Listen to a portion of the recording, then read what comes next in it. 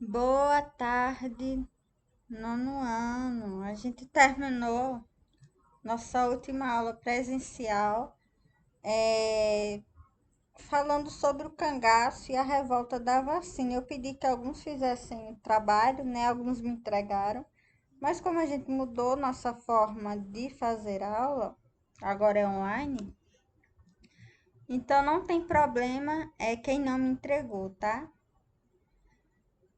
Eu vou fazer uma revisão.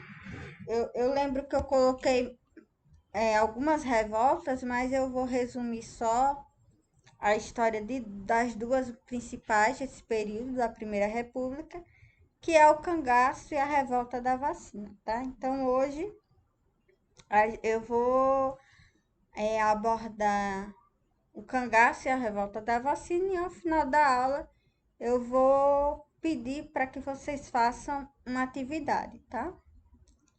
Então prestem atenção na aula, vocês vão precisar do que eu vou falar para poder responder corretamente a atividade. Então, nosso tema hoje é o cangaço e a revolta da vacina. Então, os cangaceiros, eu coloquei aqui imagem de 6 cangaceiros e cinco cangaceiros e uma cangaceira, né? Primeira imagem que a gente tem aqui desse moço de chapéu, parece que ele está empunhando uma arma, é o Lampião. E o nome de Lampião, o nome verdadeiro dele era Virgulino Ferreira. Então, ele acabou ganhando esse apelido de Lampião, tá? Porque era ele quem guiava o bando, era ele então essa referência, essa luz, tá? Esse lampião, essa lâmpada do bando, ele era o guia. Ao lado dele, a que foi sua esposa, né? A Maria Bonita, pouca gente sabe que ela não era chamada de Maria Bonita quando era cangaceira, ela só foi chamada de Maria Bonita após a morte dela. Ela ficou conhecida como Maria Bonita. E o nome verdadeiro dela era Maria Gomes Ferreira, tá? Provavelmente o Ferreira tenha vindo aqui do Virgulino, né? Mas aí o nome dela era Maria Gomes Ferreira e o apelido que ela ganhou depois da sua morte, Maria Bonita. Tá? Então, eles dois são os mais conhecidos. Aqui uma imagem de Maria Bonita. Sabino, após a morte, ao lado de Lampião, né? Sabino é um dos mais conhecidos cangaceiros também, que é a representação de Sabino. Aqui outro cangaceiro apelidado de Alecrim, mas o nome dele era Pedro Vieira da Silva. E aqui abaixo, Quinta-feira, o apelido desse outro cangaceiro, Quinta-feira, bem conhecido, Quinta-feira.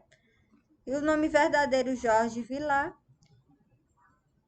E aqui eu acabei trocando a mesma foto, né? Mas a gente tinha um outro cangaceiro chamado Mergulhão, que era o Antônio da Silva.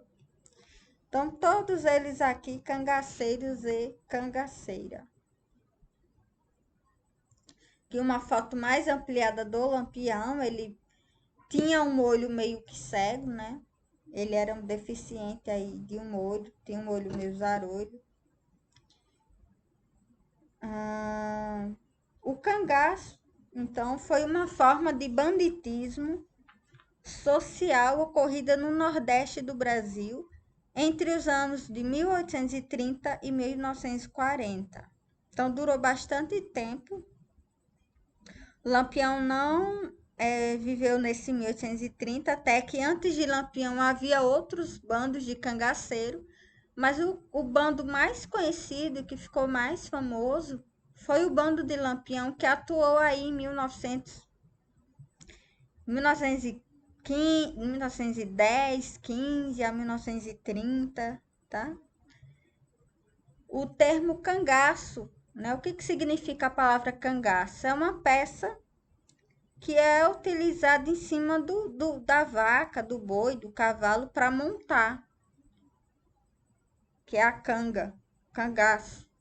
E aí esse cangaço virou então o apelido dos cangaceiros. Por quê? Porque a roupa deles era feita dessa peça de couro, eles eram fortes, eles precisavam disso para poder andar pela mata, né? Que era a mata do Nordeste, uma mata de caatinga, uma mata que tem muito espinho, tá? Então eles vestiam essa couraça para poder caminhar por entre a mata.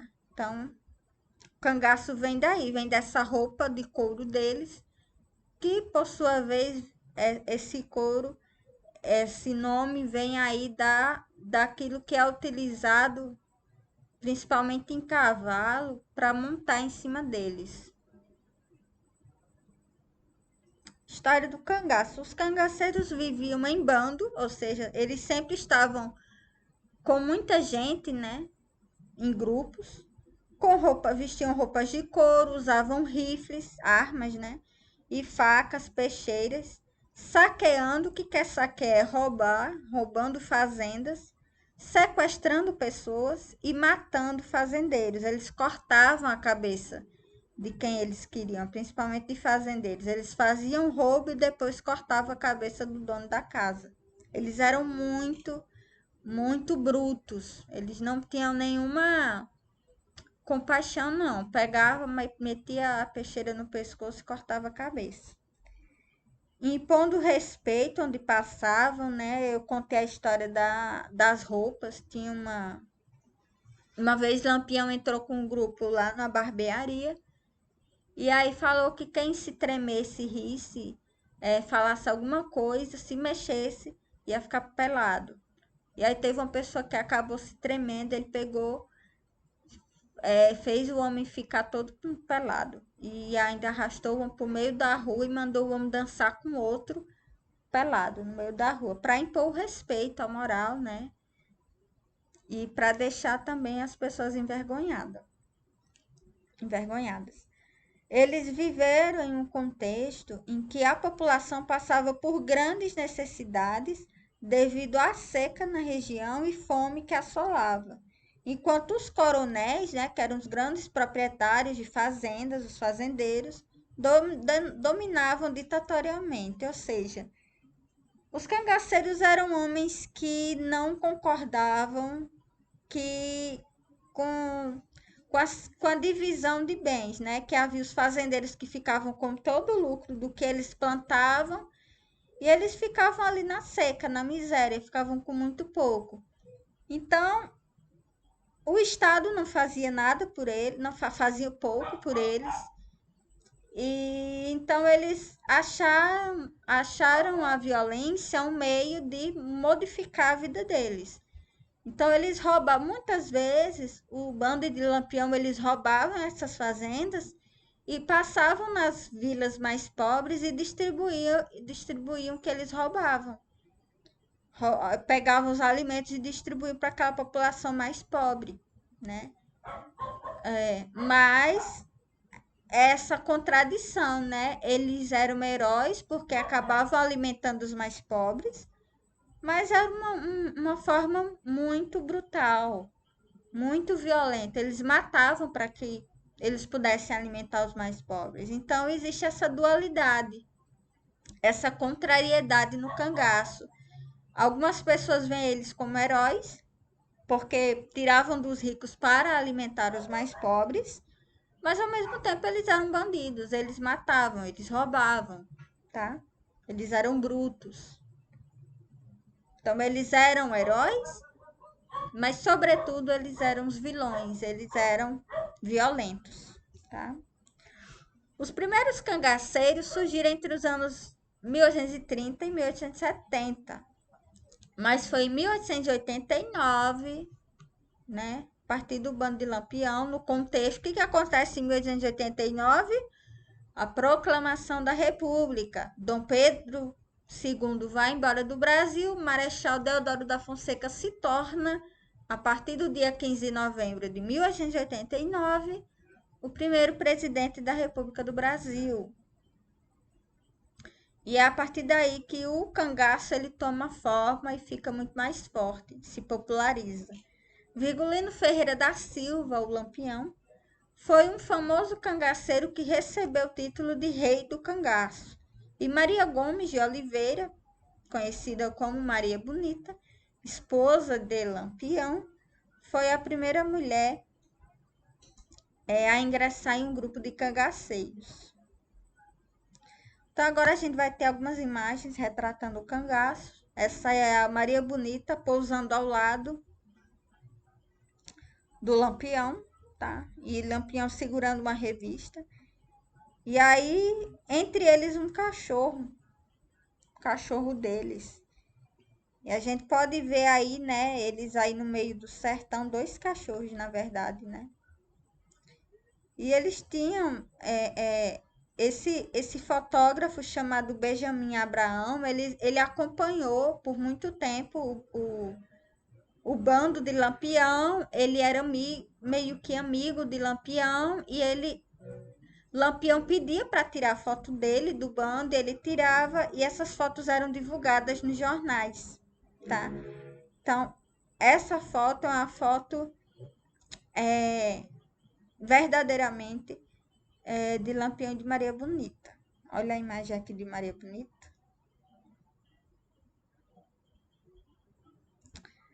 Mais uma imagem, uma fotografia de Maria Bonita. E ela só foi chamada de Maria Bonita após a sua morte, que ocorreu em 28 de julho de 1938, tá?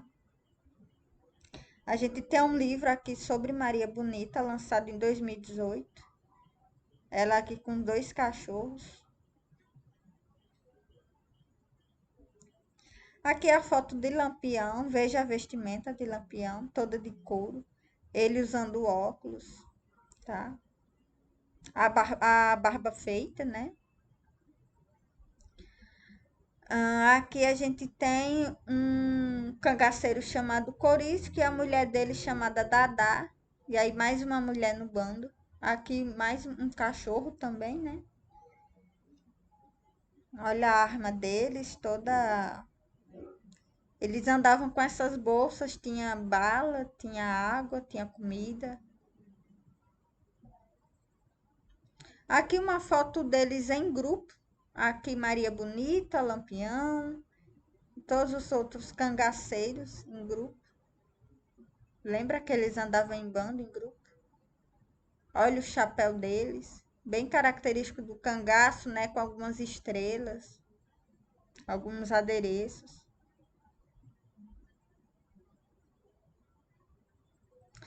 Essa foto é bem interessante. Esse aqui é o fotógrafo que tirava fotos de Lampião. Veja que eles estão sorrindo, Lampião sorrindo, era considerado meio que um amigo, né? Olha a jarrinha d'água que Maria Bonita carregava, ela que agora tá com chapéu também, a sandalinha de couro, meia, vestidinho de chita, né? Eles tinham esses lenços amarrados no pescoço, bem característico do cangaço. As balas, isso aqui é tudo bala, tá? Toda meio que cruzado, né? Veja que a vestimenta deles toda de couro e todo até o pé, né? Porque por causa do mato. Olha o matagal aqui. Tinha mato por todo canto. Então, para não se arranhar, eles andavam todos vestidos, da cabeça aos pés. Aqui a gente tem alguns recortes de jornais, né? Lembra que aquele fotógrafo tirava a fotografia deles e colocava nos jornais. Então, a gente tem aqui, eu vou ler essa manchete aqui. Uma viagem de 18 meses pelos sertões nordestinos. Dois encontros com o bandido Lampião. Em busca de motivos para a realização de um filme. O que é a Caatinga. E aí está retratado no jornal Diário de Pernambuco de 1936, tá? Outro recorte do jornal Diário Pernambuco de 1938, maio de 38.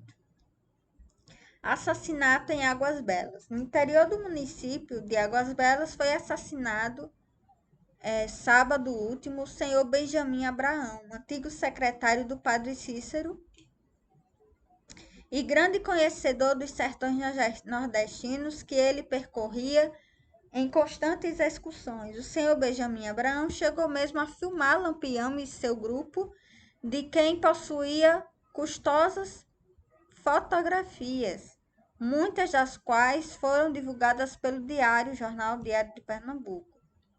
Esse crime originou-se de questões particulares entre a vítima e o agricultor conhecido como José de Rita. Então, está falando aqui da morte do fotógrafo de Lampião, tá?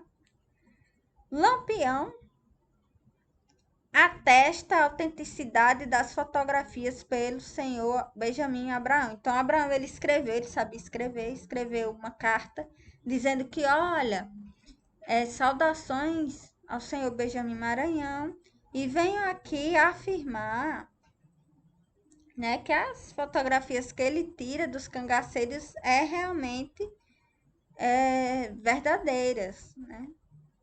Então, aqui tem a assinatura vulgo Capitão Lampião.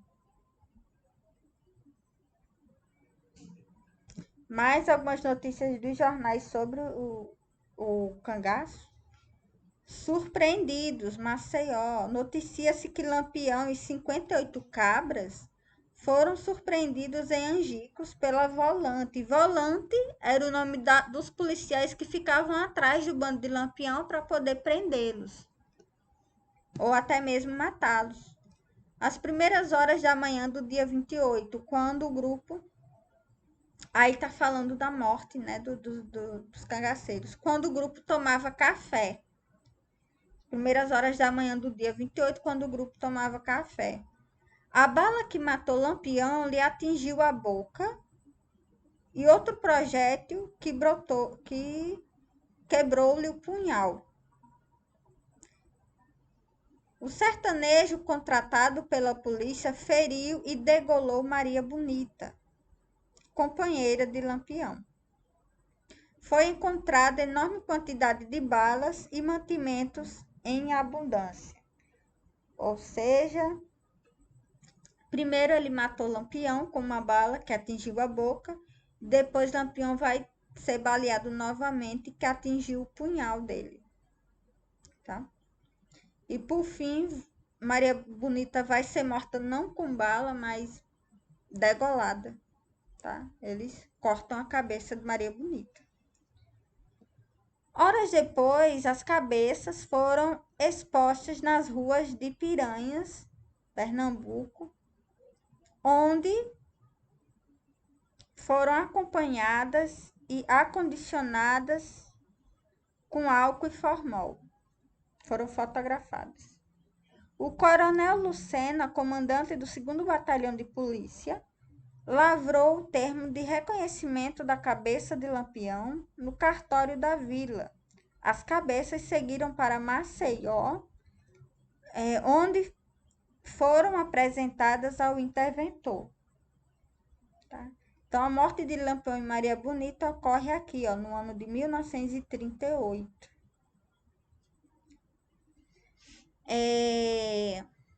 Deixa eu só beber um golinho d'água.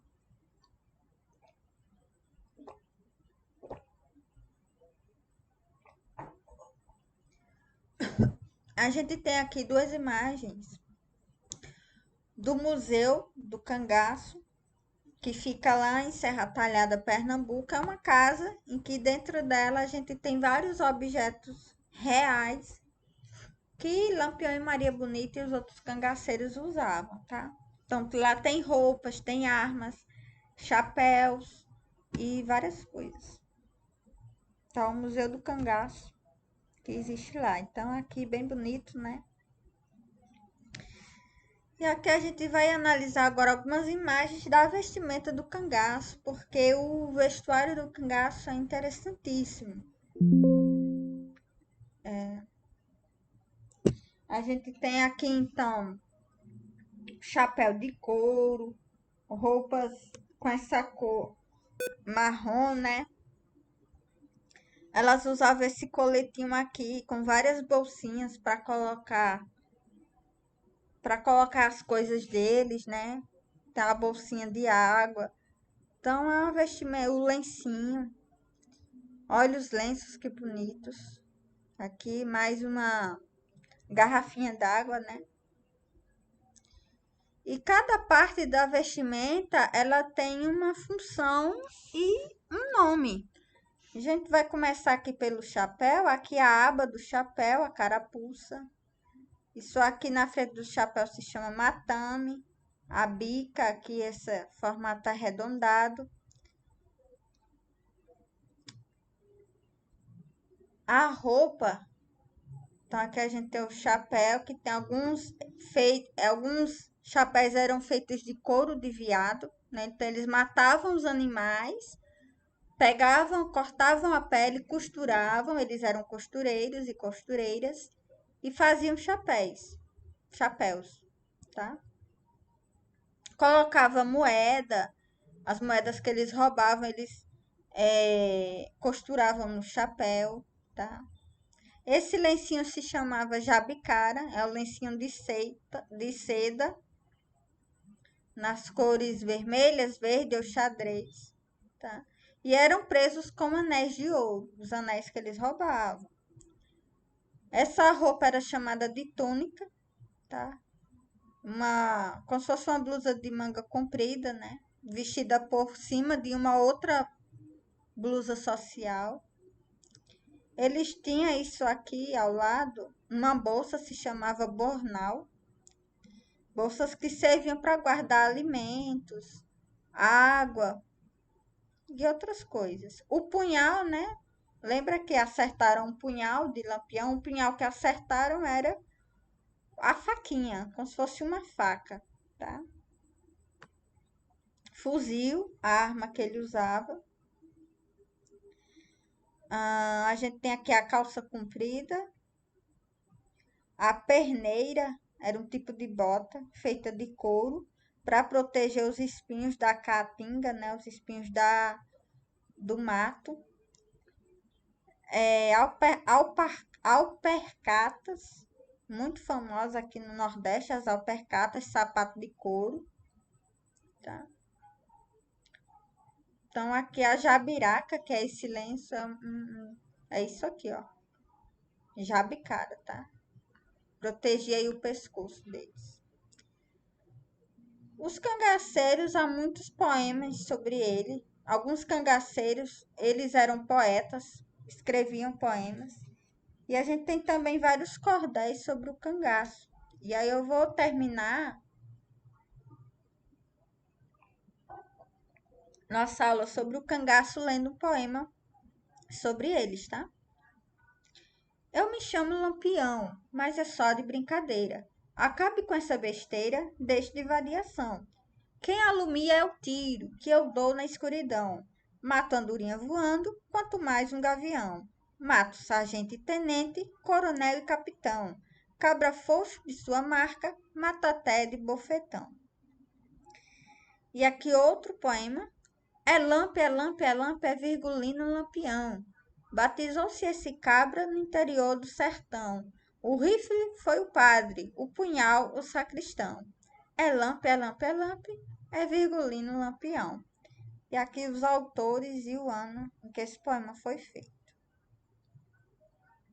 Em 28 de julho de 1938, na Grota de Angico, em Sergipe, na verdade, perto da divisa com o estado de Alagoas, o bando de Lampião foi cercado por uma força volante comandada pelo tenente João Bezerra da Silva, pelo aspirante Ferreira Melo e pelo sargento Aniceto da Silva. Além de Lampião, foram mortos sua mulher Maria Gomes de Oliveira, conhecida como Maria Bonita, e os cangaceiros Alecrim, Colchete, Elétrico, Enedina, Luiz Pedro, Marcela, Mergulhão, Moeda e Quinta-feira. Foram todos decapitados. O que é decapitado? É isso aqui. Então, degolaram, cortaram as cabeças dos cangaceiros, tá? Que é a cabeça de cada um. E expuseram, arrastaram as cabeças dele pelas ruas e depois expuseram, como tá aí, tiraram a fotinha deles. Tem aqui, ó, o Lampião. Esse primeiro aqui é a cabeça do Lampião. Quinta-feira, Maria Bonita. Todos aqui, tá? Agora a gente vai passar a nossa segunda revolta,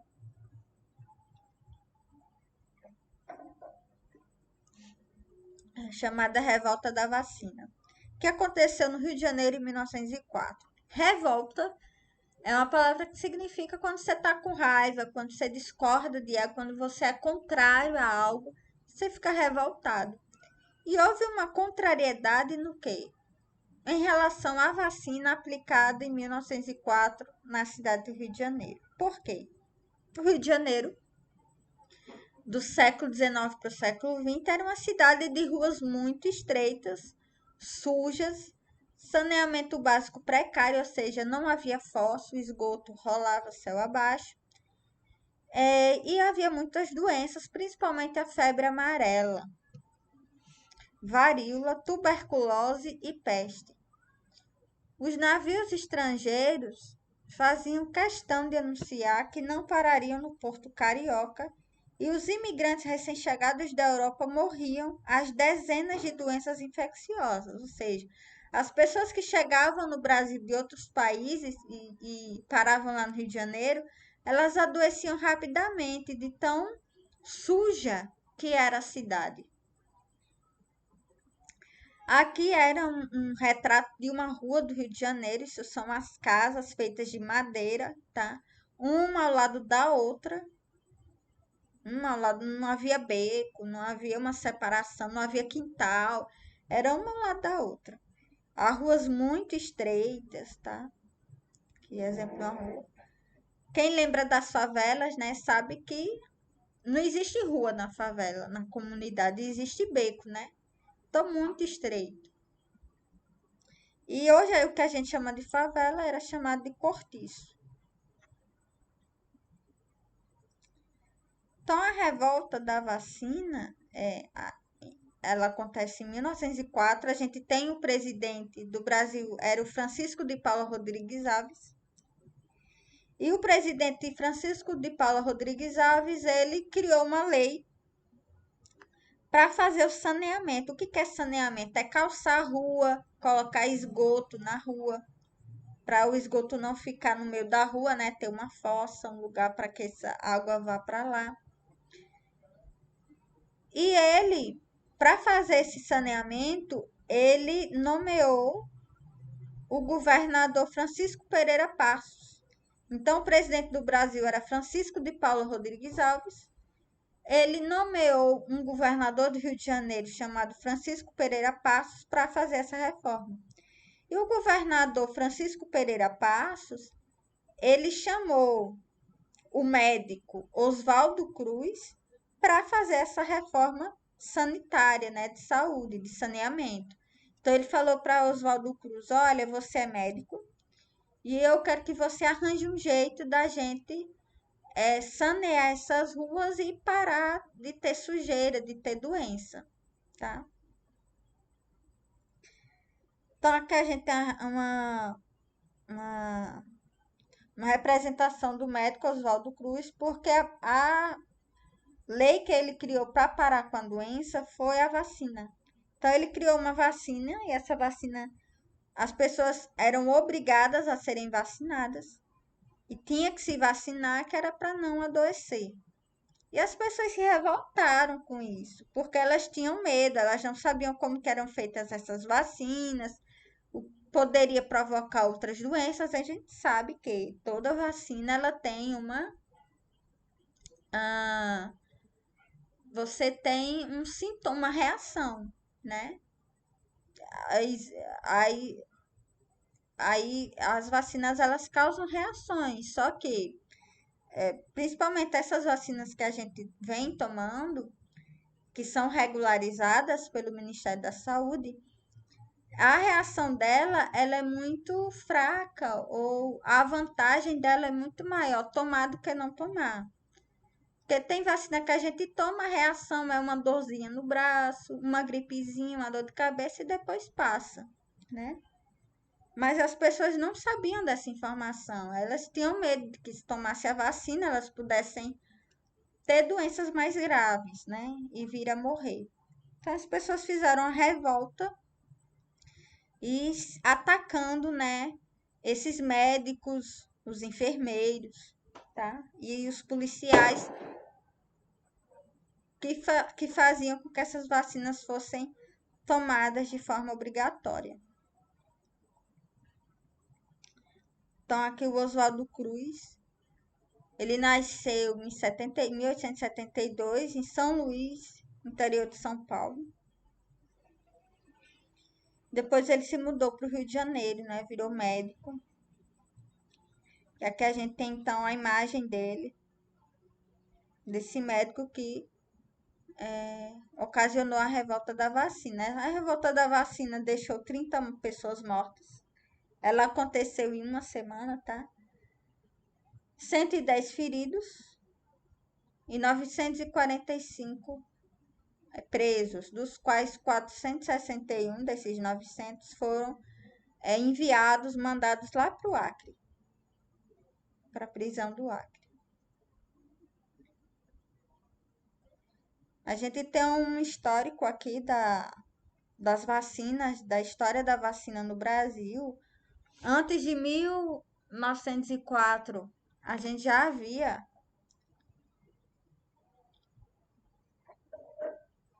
a gente já tinha vacina no Brasil, né? A primeira vez que a vacina chegou no Brasil foi em 1804, tá? Em 1832 a gente tem a criação da primeira lei que obriga que as pessoas tomem vacina no Brasil. Em 1834 e 35 a gente tem a epidemia de varíola no Rio de Janeiro, ou seja, muita gente vai morrer de varíola no Rio de Janeiro.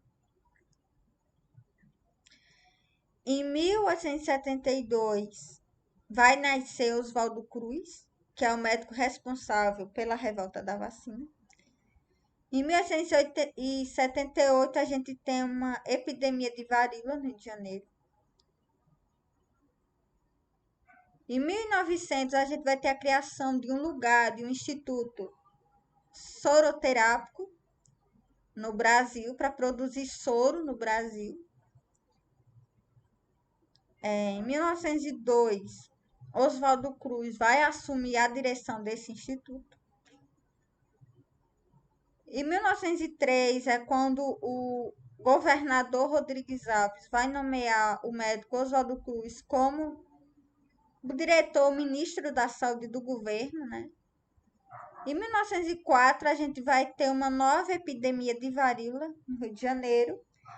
E para que as pessoas parassem de morrer, o Oswaldo Cruz ele fala, olha, todo mundo vai ser obrigado a tomar vacina. E aí essa lei da obrigatoriedade da vacina vai ocasionar o quê? A revolta da vacina. Tá?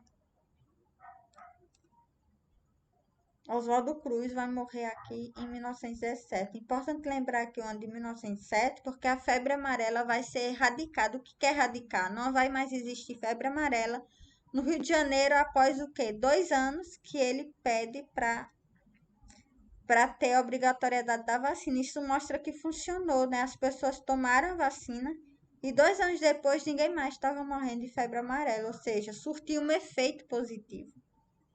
Tá? A revolta da vacina ela foi muito comparada, né, nos últimos anos com a pandemia do Covid, porque a gente teve um movimento anti-vacina, um movimento anti-ciência, né? Mas a gente vê e sabe que a vacinação ela é importante, ela controla doenças, ela erradica doenças e ela só faz o bem para a saúde, né? Então, muito importante que a gente entenda que a vacina tenha o conhecimento necessário de que a vacina ela é produzida por pessoas que estudam o efeito dela e elas são produzidas para o bem, né? Para fazer bem à nossa saúde, para que a gente não adoeça ou controle, né, doenças, tá?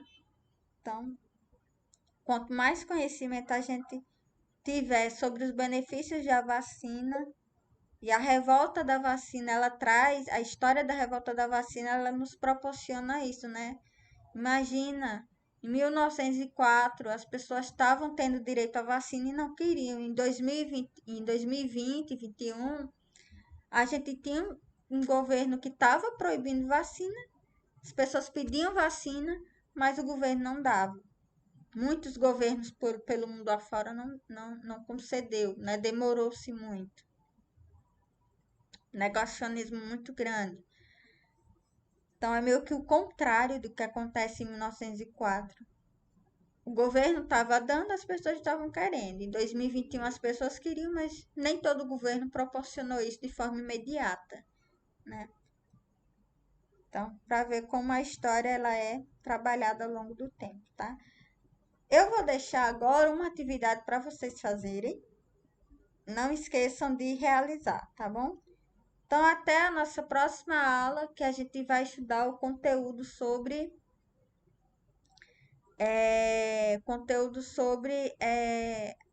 a República Oligarca Café com Leite, tá? A gente vai estudar a questão eleitoral de 1915, 1900 até 1930. Como que o Brasil foi governado nesses 30 anos, tá? Então, até a próxima aula. Mais uma vez, não esqueçam de fazer a atividade. Desculpa a voz meio rouca, é porque eu já gravei as outras aulas das outras turmas. Deixei a de vocês por último e aí acabei a voz um pouco embargada. Mas na próxima aula eu vou começar por vocês, tá? Então, até lá.